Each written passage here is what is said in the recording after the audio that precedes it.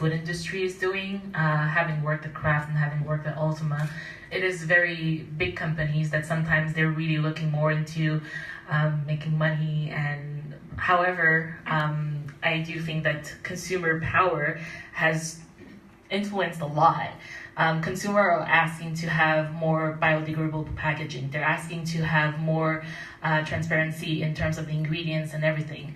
So I do think that because of that, big companies has done a lot of work, such as Danone. They have a whole sustainable program, and also Chobani, they have done a partnership with smaller startups that are very conscious about the food sustainability and the food system and all.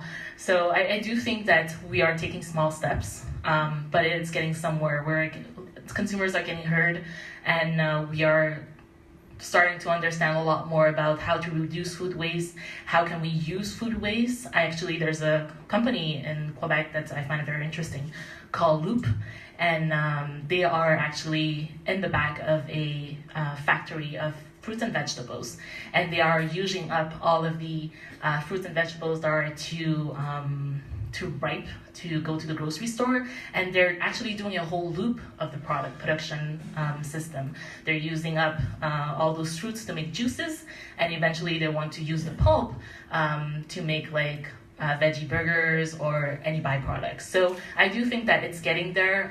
We do need some work, and I think that the government will help in that if they had some incentive.